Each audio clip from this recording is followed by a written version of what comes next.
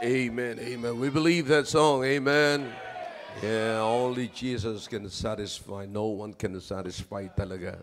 No, walang pwede makapag-satisfy ng ating soul maliban sa Panginoon, maliban sa Diyos, because He knows what we need.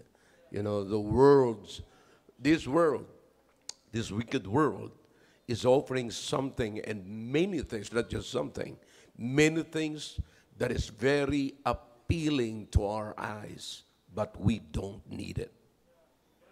And because we don't need it, it can satisfy our soul.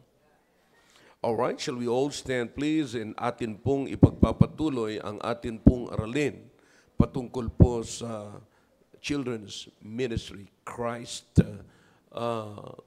care for the children. See, we will go back to the book of Matthew chapter 19. Chapter 19 of the book of Matthew. All right? So, if you have it, and then let's go to it. Let's turn to it, and we will go to the book to verse number 13, verse number 13, and then we will go to the book of Mark chapter 10.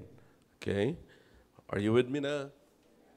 All right, let's go to Matthew muna, chapter 19. All right, look at verse number 13. Are you with me now? Then were there brought unto him little children, that he should put his hands on them and pray. And the disciples rebuked them. But Jesus said, Suffer little children, and forbid them not to come unto me, for of such is the kingdom of heaven. And he laid his hands on them and departed thence. Let's go to the book of Mark, chapter 10. Mark chapter 10, look at verse number 13. Mark chapter 10, verse number 13. Okay. Are you with me na?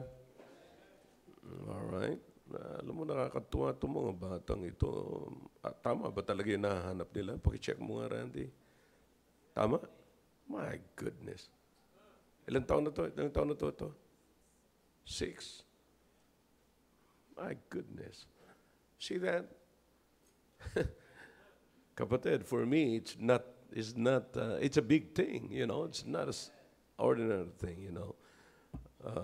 Kasi nung nasa ulo ko po ang books of the Bible, I was 3 years old. So that's 6, imagine 6. Wow. All right, let's go to Mark chapter 10, verse number 13. And they brought young children to him that he should touch them. And his disciples rebuked those that brought them. But when Jesus saw it, he was much displeased, and said unto them, Suffer the little children to come unto me, and forbid them not. For of such is the kingdom of God, or for of such is the kingdom of God. Verily I say unto you, whosoever shall not receive the kingdom of God as a little children, he shall not enter therein. All right? There's another passage in the book of Luke chapter 18. May kita nyo kung bakit natin binabasa po yan, sapagkat mamaya meron po akong i-emphasize po sa inyo tungkol sa bagay na ito. Look in verse number 15. Luke chapter 18 in verse number 15. Andiyan na po kayo sa Matthew, Mark, Luke, madaling masundan. Okay? All right? So are you with me? 15. And they brought unto him also what? Infants. Okay? That he would touch them, but when his disciples saw it, they rebuked them. Okay?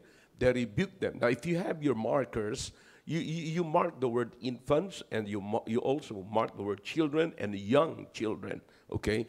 That is, you see, the authors, mga kapatid, yung writers are giving us what they saw, you know. So they're testifying. Ito po yung inapprove ng Diyos, no? Aprobado po din ng Diyos ito. In other words, inspired po ito. Yeah? So, binibigyan ko po kayo ng magandang clue sa binabasa po natin na ito po ay hindi basta-basta. You have to believe the Bible, the honesty of the writers. Okay? And then when the Bible was written from Greek to English, we have the King James. Napansin niyo po ba mga kapatid na napaka-honest ng writer, ng interpreter? Yung translator. You see, we have the King James version, di ba? So magkakaiba. So hindi nila mga kapatid, napansin nyo, hindi nila mga kapatid synchronize sa isang word. Di ba? Bakit nila gagawin ito? Para maiwasan yung mga doubts, para maiwasan yung mga sabi-sabing, bakit magkakaiba? Bakit ganito? Bakit iba yung sinasabi na no? But instead, inilagay talaga kung anong sinasabi ni Mark, anong sinasabi ni Matthew, anong sinasabi ni Luke. Ano ang kanyang nakita? Di ba? So, come on. Yeah. I mean, yan makikita niyo mga kapatid. Ang tawag po dyan is the harmony of the gospel. Harmony ng salita ng Diyos. You see, mamaya i-harmonize po natin yan. Titignan po natin. Look in verse number 16. No, I'm sorry. Verse number 15 muna. They brought unto him also what? Infants, that he would touch them. But when his disciples saw it, they rebuked them. Okay?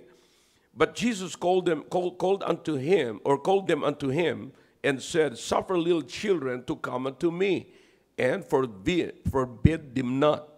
For of such is the kingdom of God. Verily I say unto you, whosoever shall not receive the kingdom of God as a little child, shall in no wise enter therein. Okay? Now, mamaya makikita po natin ang lahat po ng mga binabasa natin na magkakaiba, mga kapatid. No, but, kailan ba yun? May sinabi ako si Brother Al, nagsalita sa alumni. Yeah. So, humingi siya ng paumanhin sapagkat ang gusto niyang sabihin, eksakto kung ano nasa Bible. You see, when you are explaining the Bible, what is important dito is the implication. You see, so hindi yung word for word na babanggitin mo. Wala akong masama na masaulo niyo yung Bible, pero kung nasasaulo niyo lamang ang Bible at yun lang ang alam mo, hindi mo alam kung anong pinapahatid ng writer sa iyo, walang mangyayari sa buhay mo. So you must know the implication. That's the most important thing. What I'm bringing you every time I preach the Word of God is the implication. What God wants us to do, what God wants us to understand. You see, if we are getting the mind of God, then what God wants us to understand. Okay? So that's the implication, mga kapatid. Okay? All right. Nagkakaintindihan po tayo, mga kapatid? All right. Let's bow our heads. Sa gilang Diyos, salamat po sa mga talata na binasa po namin. Pagpalain niyo po ang pag-aaral na ito at naway maging maliwanag po sa amin ang lahat ng mga dapat po namin maunawaan, especially, Panginoon, pagdating sa pag-care ng Diyos sa mga bata. Please, oh God, pagpalain niyo po ang mensaheng ito, and please use me once again. Thank you for bringing your people here in the church. Thank you for their zeal, their hungering and thirsting for your word, oh God. Kasi wala po sila rito kung wala po silang desire na matuto, Panginoon.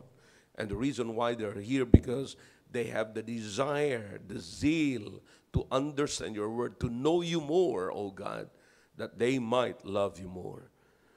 And I beg you, oh God, to please use this message. In Jesus' name, amen. Amen. Thank you. You may be seated. You see, one of the reasons why we are studying the ministry or the children's ministry, mga kapatid, hindi lamang para maunawaan natin. Is everybody ready now? Okay, quit moving. I don't want you to. Kaya kung kayo tinatanong ganun, mga kapatid, hindi po yan tradisyon. Hindi po yan sapagkat I'm not following any tradition here, mga kapatid. Kundi gusto kong maunawaan yung mabuti ang pasimula pa lamang na sasabihin ko. Okay? So pay attention and listen carefully. Alam nyo, it's not just about getting and understanding the heart of the children. But did you notice, mga kapatid, na pag naunawaan mo ang puso ng mga bata, mauunawaan mo ang puso ng Panginoon. Pag naunawaan mo ang puso ng Panginoon, mauunawaan mo ang puso ng mga bata. You see that? Because Jesus has a heart for children. Okay? So this is very important, mga kapatid. Nakita po natin, may mga tao, mga kapatid, na mahalaga sa kanyang ministry, pero they don't mind the children's ministry. You see, the ministry, God's ministry, Jesus' ministry is not just for adults. Kaya sinasabi ko po sa inyo kanina, kamakailan lamang po, I think yesterday, was that yesterday? Yeah. Tama. Kahapon, mga kapatid. Kahapon ay nag-usap kami ni Doc Sheila at sabi niya, next year, kasi maraming lumalapit sa kanya na 6 na barangay captains yata. 6 na barangay captains na gusto niya, nakikita niya yung puso niya sa mga young people, naririnig mismo sa kanya kung ano ang gusto niya mangyari sa mga young people. Sabi niya, so bakit hindi tayo magsimula na mag-organize ng young people? Sabi niya. And, ang alam ng mga barangay captains, it's all about like, parang political. Kasi there was a time na si Doc Sheila, nung siya nasa kabataan niya pa, naging SK siya, Sangguniang Kabataan Chairman, something like that. You see? But, ngayon hinahabol pa rin siya ng mga barangay captains. Sabi niya, bakit hindi tayo mag-organize ng ganito? Imagine 6 barangays. Kaya sabi niya sa akin, maybe kasi ngayon medyo busy siya ngayon sa, actually, next month ay aalis din po siya. And so, hindi niya gaano masikaso, pero sabi niya, next year, I will pay attention to it. Sabi niya, at maaaring yan ang magiging dahilan para makapagsimula tayo ng ministry dito sa Subic. See? So that's very good, very good idea. But you see, mga kapatid, sinabi ko sa kanya, alam niyo, madaling kunin yung kabataan. Sabihin mo, marami tayo rito, mga i-invite ng mga kabataan, pinadadala natin sa church. You see?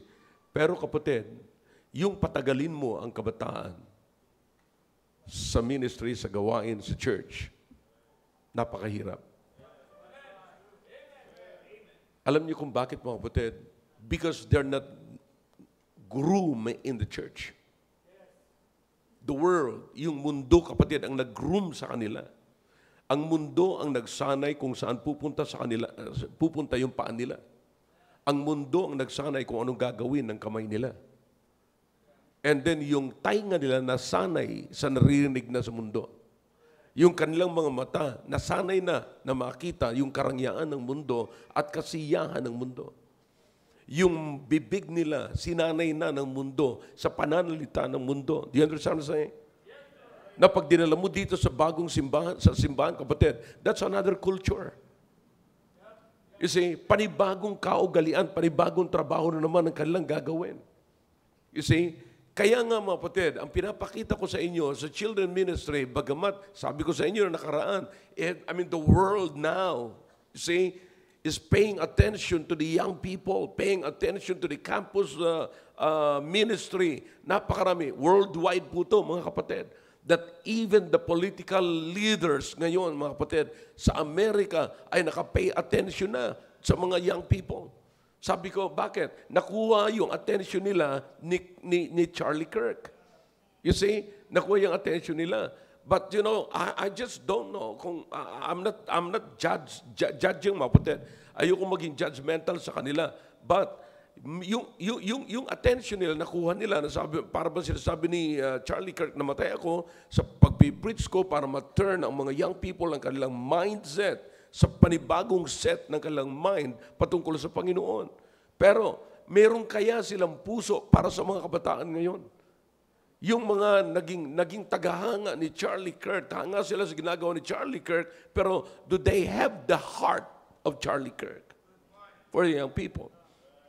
Okay? So, but katulad sinabi ko po nga po sa inyo, kapatid, para maunawaan nating mabuti itong tinatawag na children ministry, mga kapatid, is we must focus on the ministry of the Lord Jesus Christ. You see, now do you understand, mga kapatid, na in this case, mga kapatid, makikita natin, si Apostle Pablo, may sinasabi siya tungkol sa mga kabataan, katulad sinasabi niya, despise not the youth. Okay? May tinutukoy, even si Solomon, nananawagan din po siya mga kapatid sa mga young people. Di ba? Sinasabi niya sa mga young people na, remember now thy Creator in the days of thy youth. You see? But you understand na sa binasa po natin na passage mga kapatid, ang Panginoong Jesucristo mismo ang nagbibigay ng clue, ng pangunawa sa atin kung ano ang gagawin natin sa mga bata at kung ano at bakit tayo magsisimula sa mga bata. You see, now, you understand dito sa passage na binigay natin, binasa po natin sa Matthew chapter 19, but in Matthew chapter 18 pa lamang mga kapatid, sinet ng Panginoon yung bata, ginamit ng Panginoon yung mga bata para kuhanin din ang attention ng mga adults. Let's go to it. Matthew chapter 18. Let's turn to it. Okay? Para maging maliwanag po yung ating usapin, mga kapatid. All right? In verse number 1, at the same time, came the disciples unto Jesus, saying, who is the greatest in the kingdom of heaven? You see, this question, mga kapatid, is not a question for children. This is a question for adults. So this is what you can get from the adults. Ano yun, mga kapatid? Pride. Who is the greatest? You see? Wala pang mga bata nagtanong sinong mas magaling sa atin. Wala. 6 years old na gano'n. Walang pagalingan sa mga bata, mga kapatid. Sunod lang sila ng sunod. But you see, sabi ng Panginoon, sabi sa verse number 2, and Jesus called a little child, okay? Which is, pag nakita niyo yung child na ito, this is also in the book of Mark. Okay? Now, a little child unto him and set him in the midst of them. In the midst of what? In the midst of whom? The midst of the adults. The crowd. Crowd ng mga adults, kapatid. Anong sabi ng Panginoon? And said, verily I say unto you, except ye be converted and become as little children, and ye shall not enter into the kingdom of heaven. That's the kingdom of heaven. So you have to understand what is in the kingdom of heaven. Paano nagsisimula yung kingdom of children? Nakita niyo po yung conversion? Inaral niyo nakita niyo yung conversion sa verse nito? Ang paglago natin is from childhood to adult. But sa kingdom ng Panginoon is from adult to childhood. Did you notice that? Except you become a child. You become a child like this. Sinet yung example. You cannot enter to the kingdom of God. Nagsisimula sa bata, mga kapatid, sa kingdom ng Panginoon. Now, let's understand the kingdom of God. All right? Now, you will notice in chapter 18, most of the time, si Matthew, ay ginamit ni Matthew yung kingdom of heaven. Naalala ko yung nagkukunwaring graduate sa Bible school dito. Yung kingdom of heaven, iba sa kingdom of God, you know.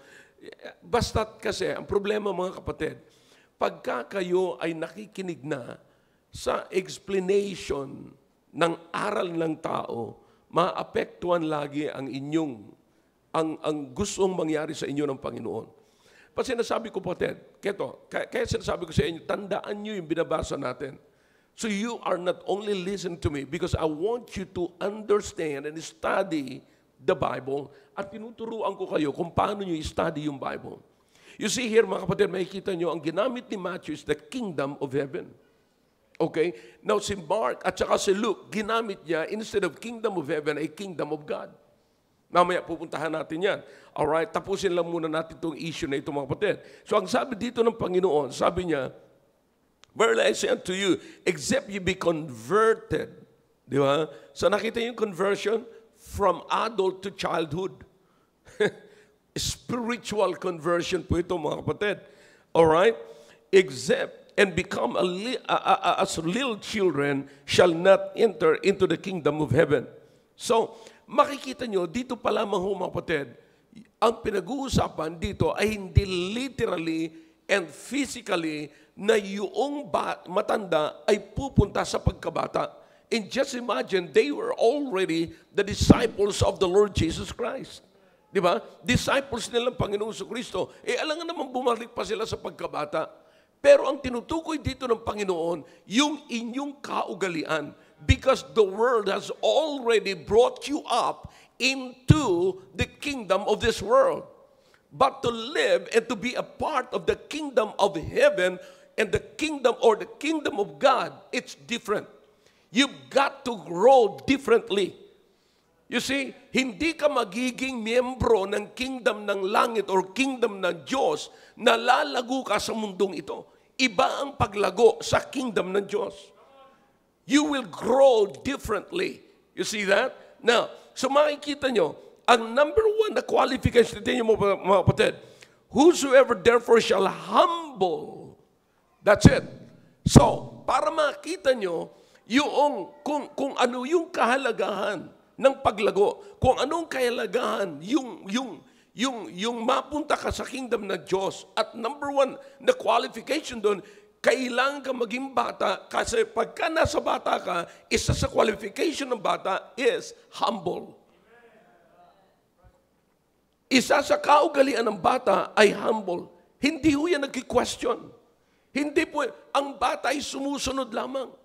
Kaya nga po mga kapatid, sa Old Testament, makikita nyo, ang kasagutan ng katanungan na when is the right time to train our children. Okay? Dapat yung pansin nito mga kapatid. Kasi yung iba, natatakot tayong paluin, natatakot tayong pagalitan, pagsabihan yung mga infants. Natatakot tayong pagsabihan yan. But again, dinala sa harapan ng Panginoon yung mga infants, yung little children, yung children.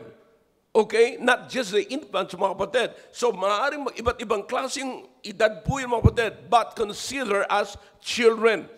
Okay? Now, ang sabi sa Old Testament, even yung nasa sakling pa, yung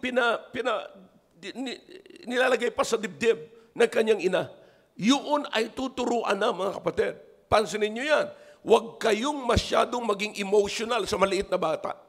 You see, ang mga bata ay hindi dinisign para lamang libagin ang mga magulang. We're not growing children here, mga kapatid, for the church. We're growing children here for the kingdom of God. You see, now, bakit we are growing children for the kingdom of God? We're growing them in the knowledge of the Lord Jesus Christ that they might be accepted in the kingdom of God. Diba? So yun ang qualification. If that is the qualification, you cannot change that because that is not the kingdom of the world. Ang kaya lamang palitan dito mga kapatid ay yung kingdom ng mundo sapagkat, madali. Kapag kaluko-luko ka, kasama ka sa kingdom ng mundo. Pag DPWH ka, kasama ka sa kingdom ng mundo. Pagka politician ka, you go ahead, kasama ka sa kingdom ng mundo. But if you belong to the kingdom of God, if you want to be a part of the kingdom of God, you've got to submit to the qualification. And one of the qualifications, you've got to be converted as a little children. Why is this important? Because of humility. Diba? Dahilan para maging humble ka po, para maging mapagpakumbaba ka. At pagka ikaw'y mapagkumbaba, you can learn many things or you can learn of Christ. You can learn of God. Sabi ng Panginoon, come unto me, that you may learn of me. Di ba? Take my yoke upon you. You see, look at that. Bakit pinalalagay yun ng Panginoon? That you will learn of me. See that? So, makikita nyo mga kapatid dito. So, kasi ang problema rito, mga adults na sila, kaya nagpapasikatan na ang tanong na, who is the greatest? So, binura ng Panginoon yan, wala ditong greatest. You see, wala. Ang kailangan dito ay maging bata kayo para maramdaman nyo yung pagpapakumbaba. Yeah? Sabi ng Panginoon, look, and whoso shall receive one such little child in my name, receiveth me. So imagine that. Nakita nyo kung gaano kahalaga sa Panginoon yung bata. Gaano kahalaga sa Panginoon yung bigyan mo ng pansin yung bata, mga kapatid. Because, listen now, kapag tayo, now listen, don't miss this. Ulitin ko ito mamaya, mga kapatid. Kapag ikaw ay nagre-raise ng bata, In other words, pagka ikaw ay nagtuturo ng bata, nagtuturo ka, nagpapaliki ka ng bata sa kingdom ng Diyos. You understand that? I don't know kung anong dating yan sa inyo mga kapatid. Pero imagine na ikaw ay ginagamit ng Panginoon para magkaroon ng mga tao, ng mga anak ng Diyos sa kingdom ng Diyos na pinapalaki, na natututo mga kapatid ng kaugalian sa kingdom ng Panginoon. See that? Now, this is very important. You see? Kaya nga po makikita natin, ang mundo, ngayon makikita nyo yung mga bata, nasaan ang allegiance nila sa mundo? Nasaan ang allegiance ng mga young people? Kaya nga itong ganitong klase, kapatid, na gawain, hindi to gaanong magandang tignan, hindi to maganda sa pandinig ng hindi po sanay sa gawain ng Panginoon, hindi po sanay sa ministry ng Panginoon. So notice here mga kapatid, in chapter 19, proceed na po tayo sa chapter 19. Little children, inuulit ko, no? Pansin muna natin, dito ginamit ni Matthew sa verse number 14. Did you notice that? Write the word or underline or mark the words, kingdom of heaven. Okay? Now, in Mark chapter 18, verse number 16, we have the same, yung sinasabi ko kanina, the same implication, the same yung pinaparating ng Panginoon, pero anong ginamit ni Luke po dito sa chapter 18 muna. Chapter 18, Luke chapter 18. Anong ginamit niya? Kingdom of God and not kingdom of heaven. All right? Let's go to Mark. Mark naman po. Mark chapter 10, verse number 14, we have the same thing. Kingdom of God. Okay? That is in Mark chapter 10. Okay, sabi ng Biblia, forbid him not, for of such is the kingdom of God. Same thing na sinabi ni Matthew, almost the same. Ang sinabi ni Luke, mga kapatid, sabi niya, forbid him not, for of such is the kingdom of God. You see? Now, so makikita nyo, mga kapatid, ang kahalagahan, inuulit ko, ng pagtrabaho natin, kung paano natin pinalalaki. Imagine, listen, tinuturuan natin na yung mga bata ma-qualify sa kingdom ng Panginoon. Remember what the Bible says, except you become a child. You see? Kaya nga po, napakahalaga yung ating behavior pag nagtuturo tayo sa mga bata. Pupuntahan natin po yung mamaya. Tatapusin ko lamang po yung theological statements po dito. Okay? Now, you will notice also in verse number 13 of the book of Matthew chapter 19, then were there brought unto him little children. Okay? Little children. Si Mark, ang sabi ni Mark, and verse number 13, young children. Young children. Sinabi po mga kapatid ni Luke in verse number 15 ay infants. Okay? Now listen, again, makikita niyo yung honesty nila, nagsasabi sila na yun ang nakita. Maaring nakita nila, now, maaring nung nakita mga kapatid, kasi marami, they ang ginamit they brought their children. That's the general statement. Pero makikita nyo, si Luke ay napaka-particular sa kanyang nakita. Bagamat bata yun, pero ang nakita ko'y infants. So may tinutukoy na kalagayan ng bata, yung age ng bata. Di ba? And then si Mark, sinabi niya naman, ay young children. See that? So, makikita mo naman dito kay Matthew, little children. See that? But whatever it is, mga kapatid, ang point dito ay kukunin natin kung bakit children ang ini-emphasize. It's because, sabi ng Panginoong Kristo mismo, ang point ng Panginoong Kristo, kinakailangang maging bata ka. Diyan magsisimula lahat. So in other words, kapatid, lahat ng nasa kingdom ng Panginoon ay nagsisimula sa katangian ng bata. Bakit? Sapagkat dapat lahat ay maging magpakumbaba. sapagkat hindi mo tatanggapin ang katuruan ng Panginoon sa kingdom ng Panginoon kung hindi ka magpapakumbaba.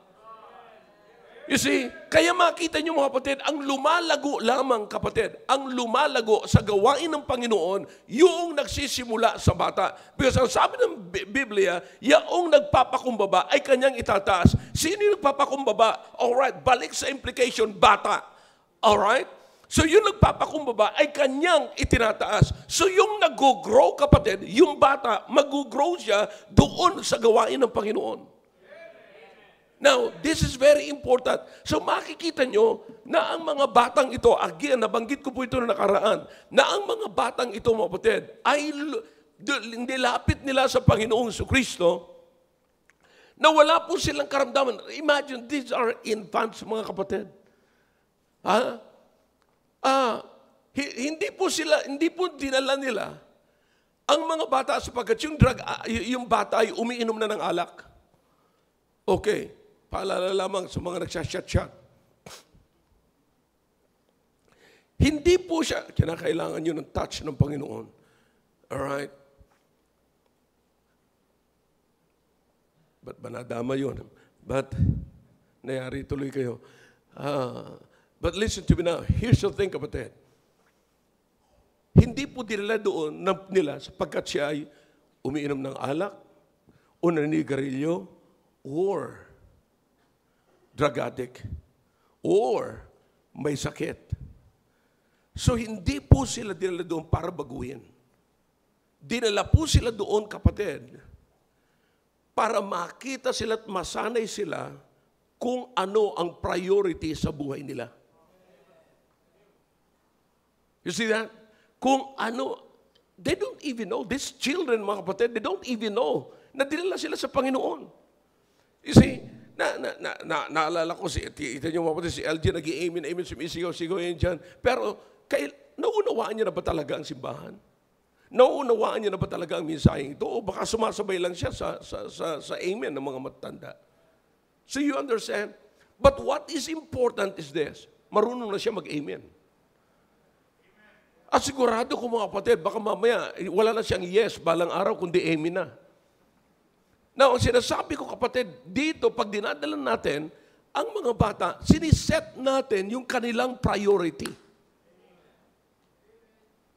Siniset natin yung kanilang priority. Kapag ka ang bata, nasanay natin kung saan sila dadalhin at ano ang magiging pangunahin sa buhay nila. And just imagine kung ano mangyayari sa bata na yan. Hindi nga nila alam I don't know, kanina sinasabi ko sa inyo, itong bata, 6 years old, 6 years old, pero pag sinabing buksan sa Matthew, alam niyo kung saan yung Matthew? Alam niya na maghanap. Samantalang yung iba nga sa inyo, walang Bible Itong mga bata, kita nyo, alam niyo na magbuklat. See that? Yung iba sa inyo, ang tagal nyo na rito, umasa pa rin kayo sa screen. That's not the Bible. We're just showing you the verse. But the screen is not the Bible. You need to own the Bible. You see? Don't be a hypocrite. Mahirap sa anak ng Diyos na walang salita ng Diyos. Say, may cellphone ka, pero wala kang Bible, nakakahiya yun. Now, listen to me now. Here's the thing, kapatid. Makita niyo yung mga bata na ito, na sinasanay sila sa priority at pinapakita na every time na yung batang ito, palalakihin natin mga kapatid, ang mga bata na ito, dadali natin dito sa church mga kapatid, ipinapakita natin ang activities nila at magiging activities nila sa buhay nila. So ito ang una mong gagawin, ito mga sunod-sunod. So in other words, wala kang gagawin na walang kinalaman ng Diyos. So you understand? Now, listen, ako po'y nagpapasalamat mga kapatid na may mga bata rito, may mga young people dito na nandito na. So, some of you here, ilang taon pa lamang kayo, 16 years old, alam nyo na manigarilyo, 13 years old, alam nyo na manigarilyo. Sabi nga sa akin, Doc Sheila, doon mga kapatid, 13 years old, buntis na. You see that? 13 years old, buntis na. So, imagine that, na samantalang bata, may makakita kang 13 buntis na nagjo-jolins. Buntis na naghihihip, naglalaro, mga kapatid. Or buntis na nagsasabong ng mga gamba. Bakit? Ugaling bata pa siya. So, namimiss niya yung ugali. Talagang kapatid, babalik at hindi pa talaga siya magkakaugali ng isang nanay. Promise. So, gaano kalungkot, kamiserable ang buhay na may inaalagaan kang baby, pero ang nasa isip mo, cellphone. Kaya nga sa tingnan mga kapatid makikita nyo mga, oh my goodness. I don't know, hindi kayo strange sa mga sinasabi ko sa inyo kapatid. Makakita kayo, buntis, pagkahigpit-higpit ng pantalon at ang kanyang pantaas nakahang. Nasa mall. You see? Yung bata umiiyak na hindi gaano maalagaan. Bakit? Busy sa cellphone habang nagpapadide. So you understand what I'm saying? Bakit hindi nila maiwasan ito, kapatid? Wala pa sa kanila yung kaisipan ng pagiging ina. Now, bakit? Wala hong nag-direct sa kanila sa buhay nila. Wala hong naggabay sa kanila sa buhay nila. You see, now do you understand, lahat ng mga bagay nito, mangyayari po ito, at matutunan po nila ito, step by step. Line upon line, precept upon precept. You see, kaya nga, makikita niyo mga kapatid, ang sabi ng Biblia, pagdating sa bagay nito, alright, teach them. So, di ba, napakaganda mga kapatid, inuulit ko, ako'y natutuwa sa mga batang nandito, at mga teenagers nandito, at maging sa mga adults dito, nagpapatotoo, kung paano sila binago ng Panginoon. Yeah? Dati akong drug addict, ganyan. So, sometimes very proud tayo na, ay, pambira kung alam mo lang kung sino ako nung araw. Yeah? Pero mga kapatid, hindi ba napakaganda na yung mga batang katulad nito, na nandito mga kapatid, may tulog, may naglalaro, may... But anyways, so, makikita niyo po, etong batang ito, ganyan na ang kasuutan niya. Halika. Dali, please. Halika, bilis. Yeah, kinuha pa yung Bible niya. Look, 6 years old kapatid, ganito na ang forma niya, ganito na, alam niya kung saan niya hanapin yung Bible. Alam niya kung saan niya hanapin yung book. But you listen to me now, hindi ba napakaganda na ito'y lumaki mga kapatid at the age of 25 ni hindi at walang sigarilyo na lumapat sa labi niya. Walang alcohol, walang alak. Gaano man yan sabihin nyo, ilang percent man yan mga kapatid nandyan. Sabi na, 5% kapatid, pastor, yun lang naman ang iinom namin At may alcohol pa rin yun. At sa totoo lang mga kapatid, hindi nyo yun iniinom na parang tubig. Alam nyo na ang iniinom ninyo ay alak. Come on, talk back to me if you can. Huwag tayong maglaro rito mga kapatid ng words.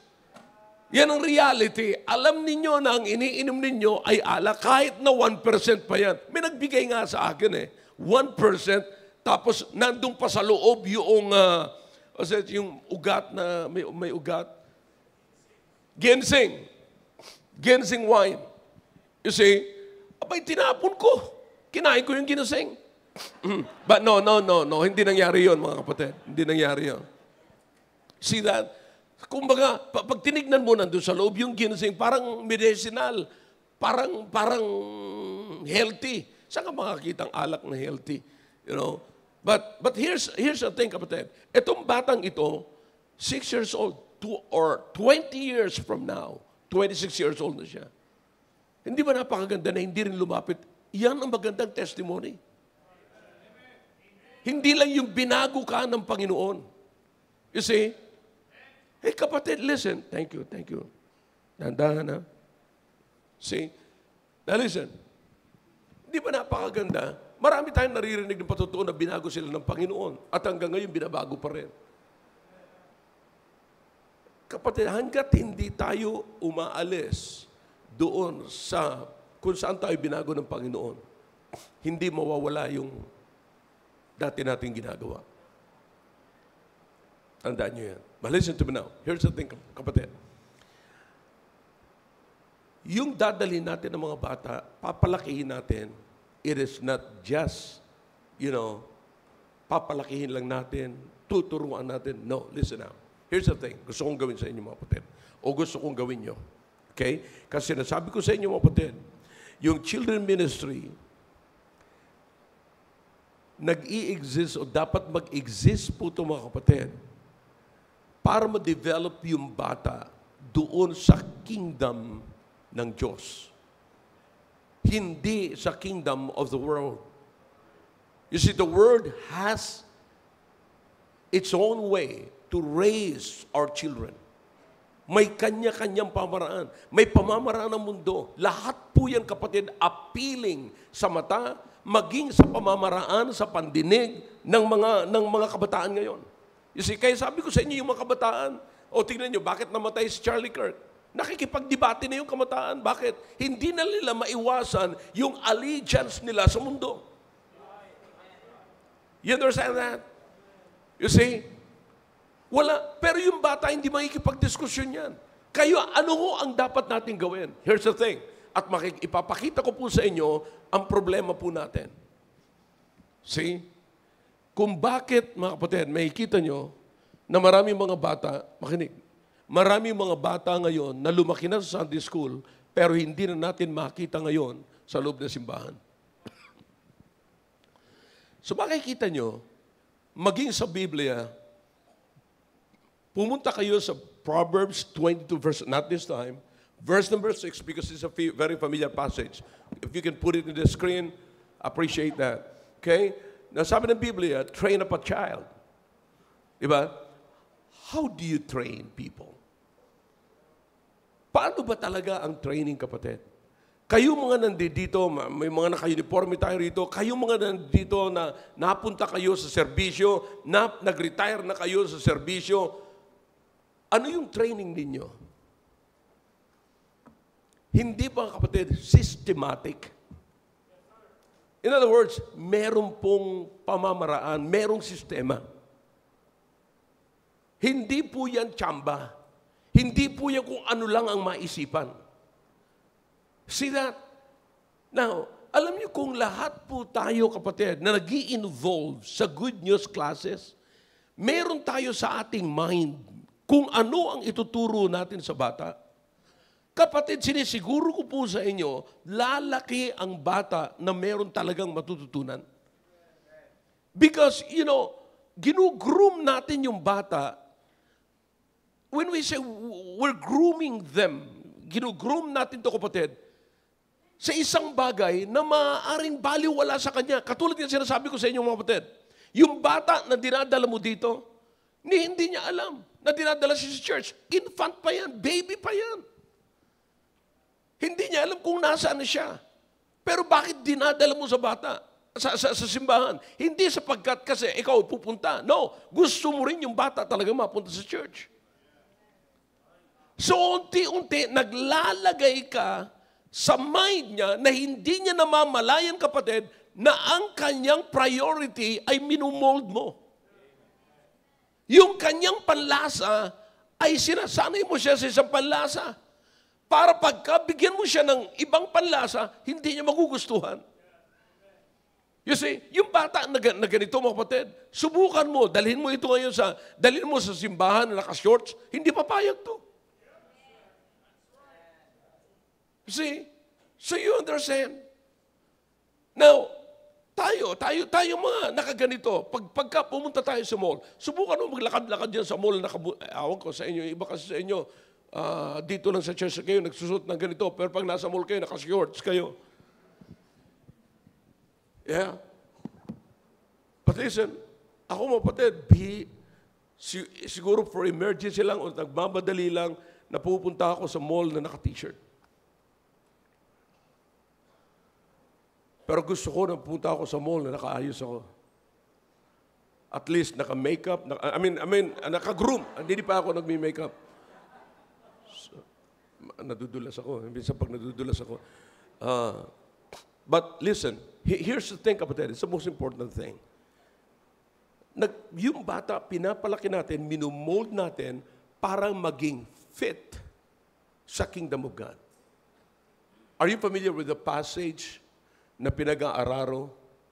Sabi ng Panginoon, walang sino man na nag-aararo na ilagay niya ang kanyang kamay doon sa araro at nag-look back. Sabi ng Biblia, here's the thing, he is not fit to the kingdom of God. Bakit naglo-look back, mga kapatid? Sapagkat meron pa siyang hindi nakasanayan. Meron siyang hindi nakikita. Meron pa siyang inahangaan, kapatid. Bakit si Mrs. Lot nag-look back? Hindi niya matanggap na iiwanan niya yung mga pondo niya sa flood control. Sa Gomorrah, Sodom and Gomorrah. Hindi niya kayang iwanan. Nag-look back. So you understand yung mga bata, kapatid. Pagka yan ay pinalaki natin sa ministry, mga kapatid, tinuruan natin, kapatid, walang iluluok back yan. Walang reason para mag-look back yan. Bakit? Ang kanilang pananaw ay isa lamang na direksyon at meron lamang silang isang priority. Now, that way, paano natin gagawin ito? Listen now. Whether you are a Sunday school teacher or not a Sunday school teacher.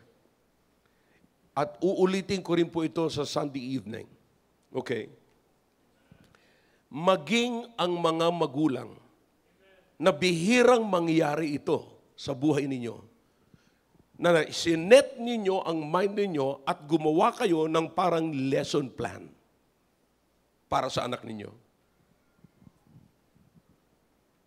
So sad na kapag ka ang mga Sunday school teachers ay wala kayong lesson plan na merong kinalaman sa tinuro nyo nung una. Kinakailangan meron kayong prepared na lesson plan sa mga bata, what is next. Huwag niyong tatapusin lamang yung kwento. Pwede niyo naman putulin eh. Halimbawa, tinuturo si Abraham, the father of faith, tinuturo niyo siya, anong matutunan kay Abraham? Hindi niyo tatapusin kaagad yan. Okay, maaaring sa susunod, alam mo kung anong ginawa ni Abraham nung siya ay nagsinungaling? Alam mo kung ano? Gusto mo sabihin ko sa iyo? Sasabihin ko yan sa linggo.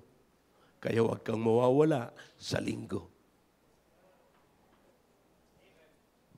So you understand, ang problema natin, mga kapatid, gusto nating mapasunod yung mga bata at ma-form yung bata, pero sa iba't ibang pamamaraan. Imagine na lalaki, mga kapatid, yung bata na iba't iba ang kanyang mindset.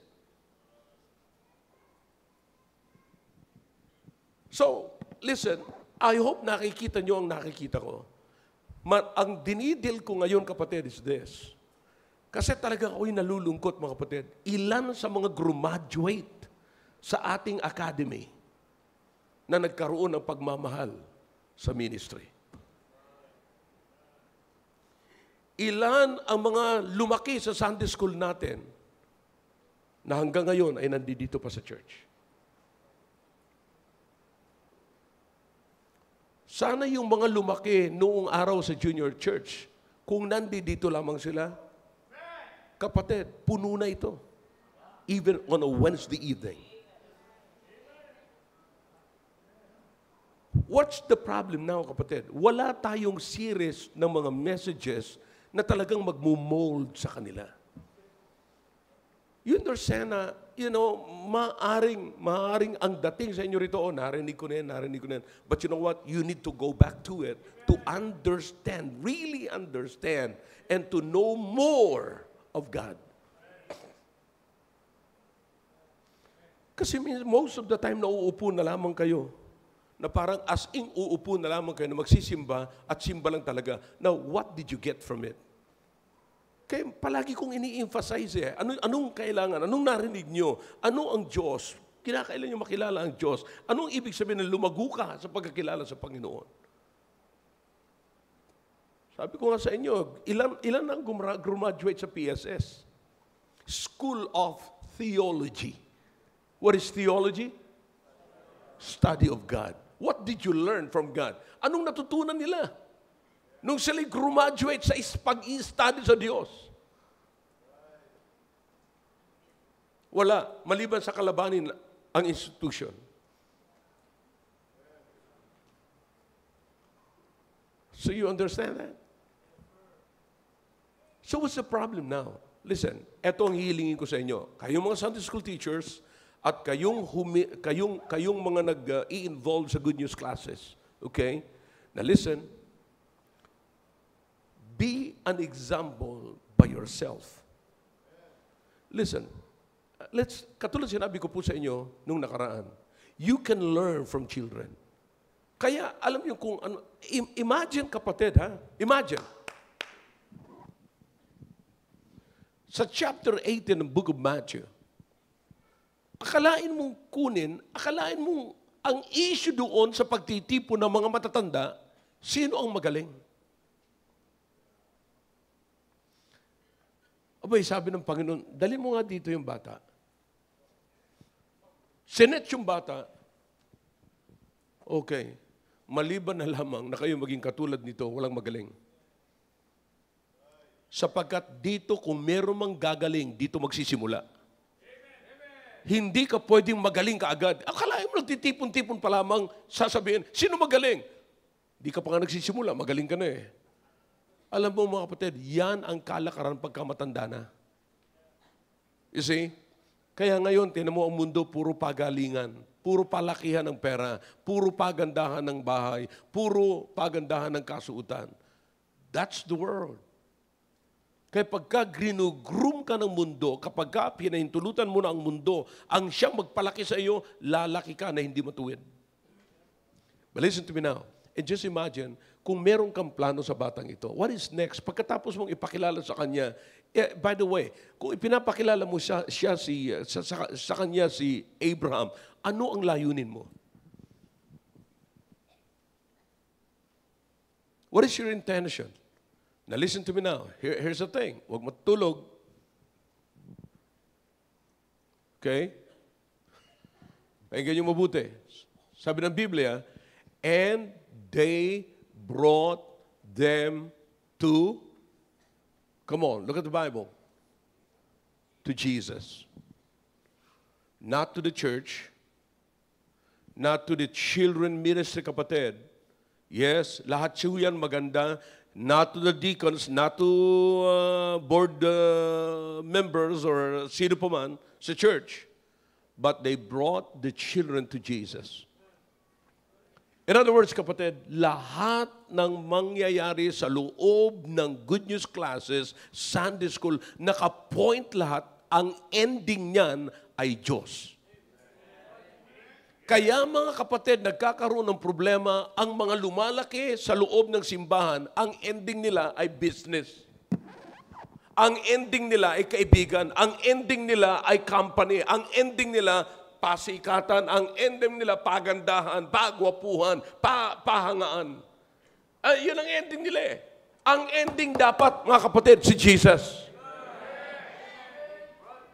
Dapat si Jesus, babagsak tayo sa Panginoon.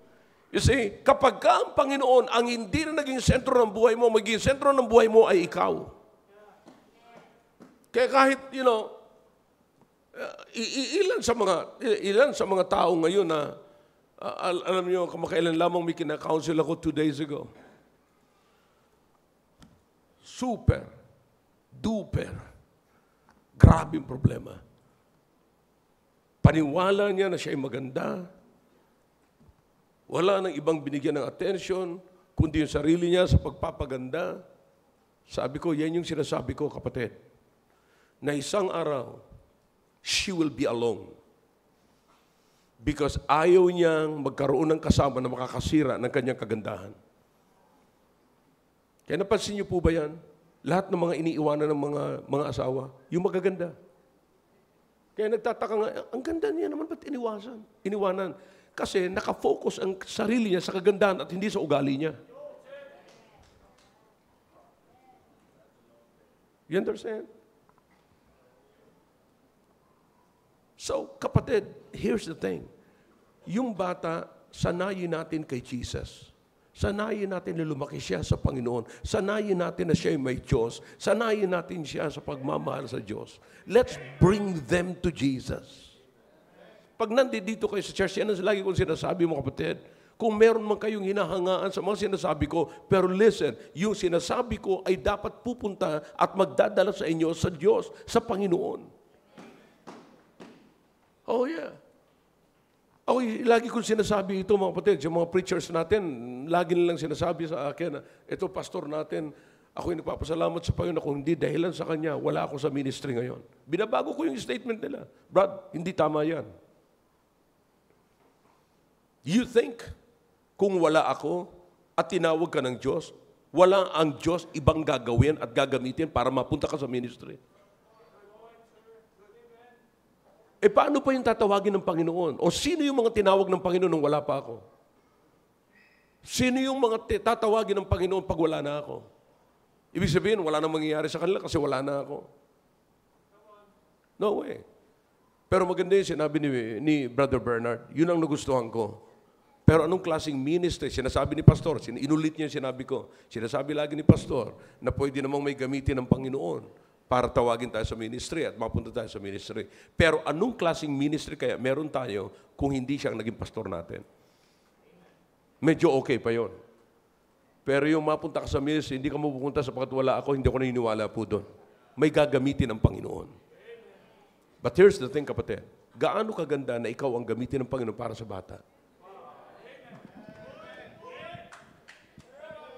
Here's the thing.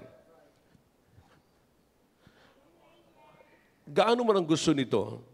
Ngayon, impronto na tanungin ko, paglaki mo, anong gusto mo mangyari sa iyo? Gusto mo maging ano? Pastor.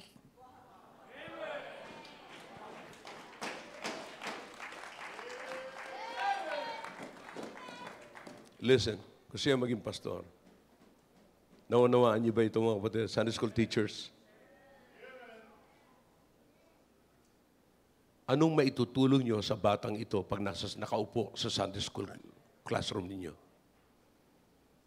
Anong makukuha kaya nito sa teacher na habang nakaupo itong batang ito, naghihintay kayo ng kasama, yung Sunday school teacher, nasa isang kanto nagtitext, busy sa cellphone. Sabi niya, kasi pastor, naghihintay pa ng iba. Yan ang pinaka-the best. Nagsusolo pa siya, kausapin mo na. Kung meron man siyang ibang iniisip sa mind niya, pwede niya siyang i-reset. Pwede niya siyang tulungan. Anong tanungin mo lamang, anong gusto mo paglaki? Sabi niya, pastor, alam mo ba ang maging pastor? Napakahirap. Kung ako sa'yo, wag na. See? Sabi ng iba, naalala ko nung meron pa akong road trek,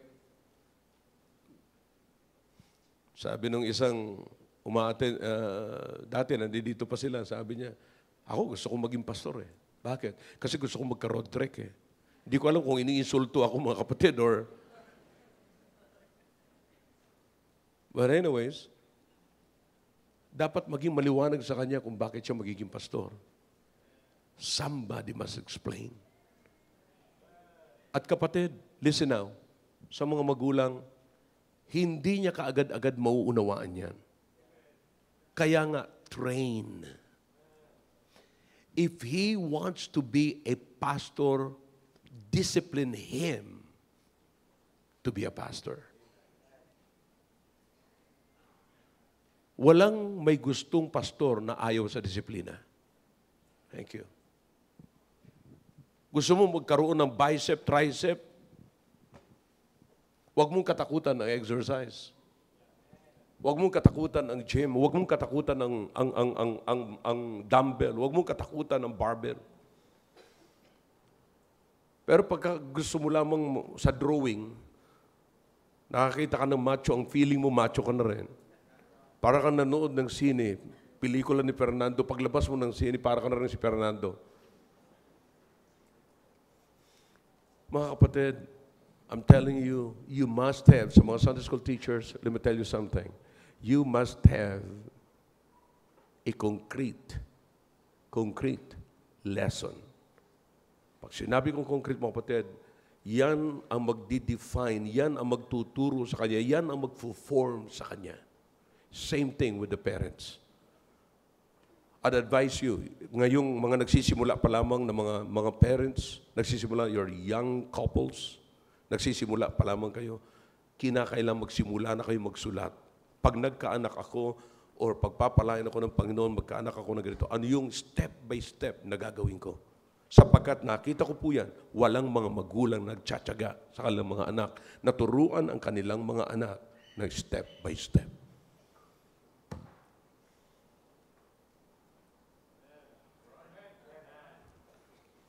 Oh yeah. Imagine, I'm done. Tapusin ko po dito mga kapatid. Pero imagine kapatid, gusto natin yung Sunday school teachers. Minsan pinupuna pa natin. Parents, hindi maayos yung pagturo niya eh. Hindi maayos niya.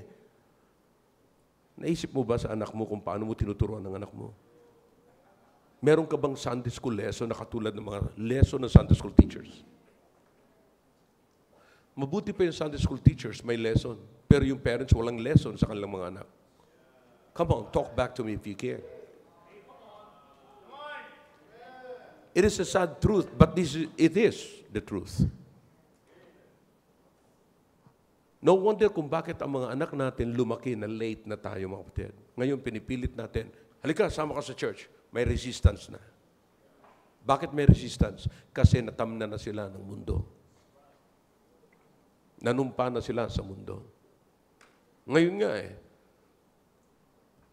Noong panahon pa, 1987, nagmi-minister na ako sa mga armed forces saka sa PNP.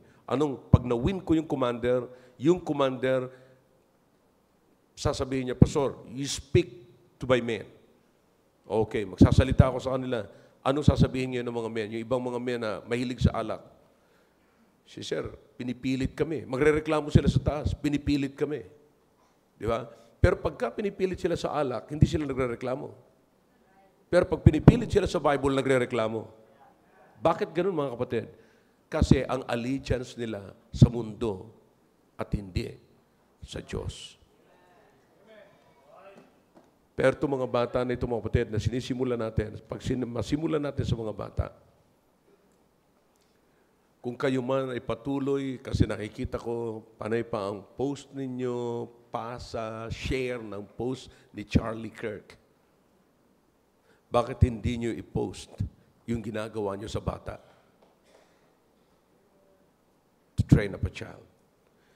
Kapatid, here's the thing. Sa lahat ng mga nag-involve sa Good News Class at Sunday School teachers, simulan nyo ito ngayon.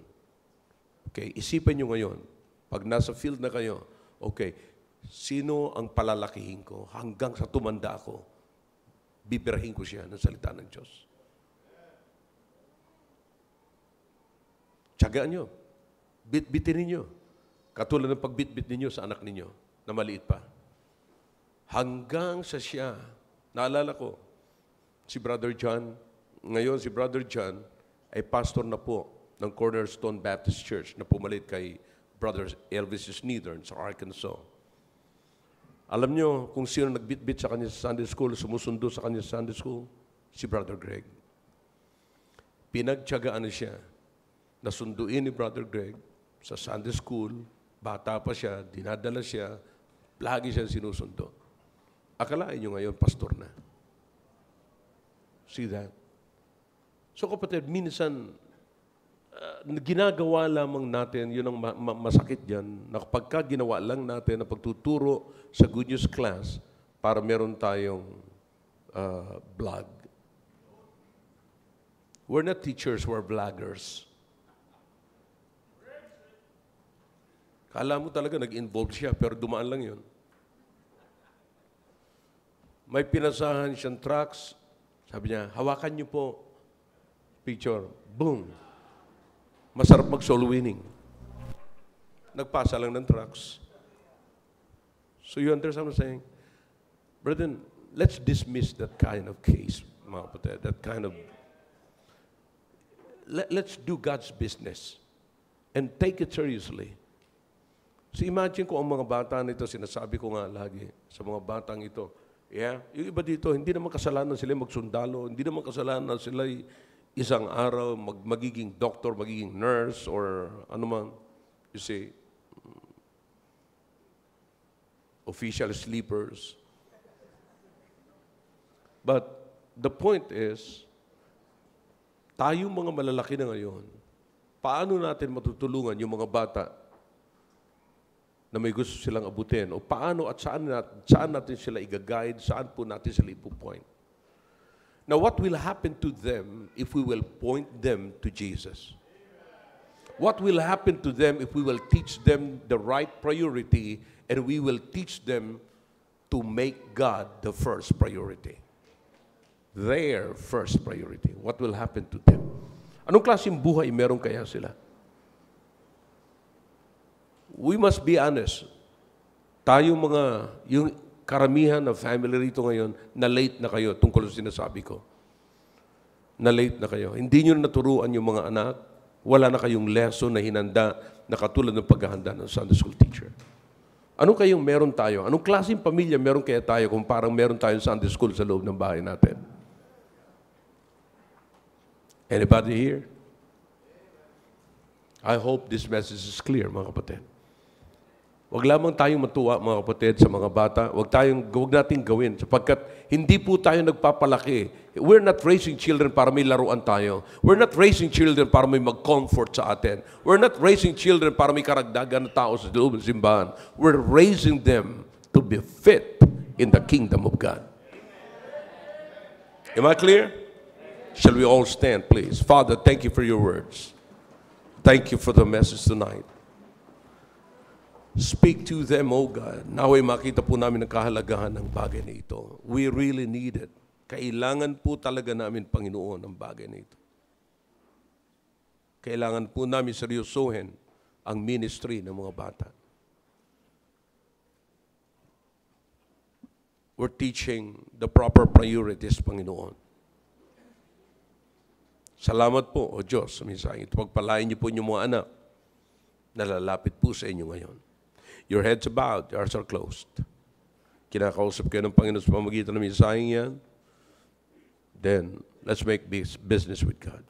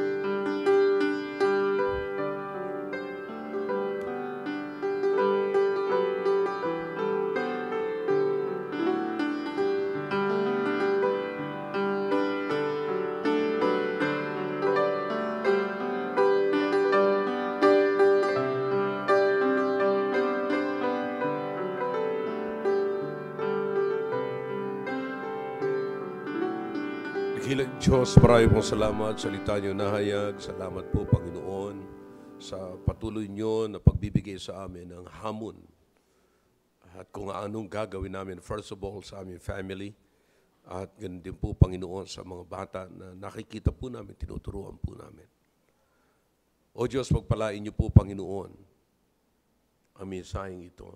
Nawa po, kami mismo, sa amin, sa loob ng tahanan namin, ay maging example po kami sa loob ng pamamahay po namin na makikita ng mga anak namin kung paano sila, habang sila'y lumalaki, lumalago, Panginoon, makikita nila that our home is more of God rather than more of the world. Thank you, O God. Thank you for your people. In Jesus' name, amen. Amen. Did you learn something? Did you learn something? Amen. Amen. All right.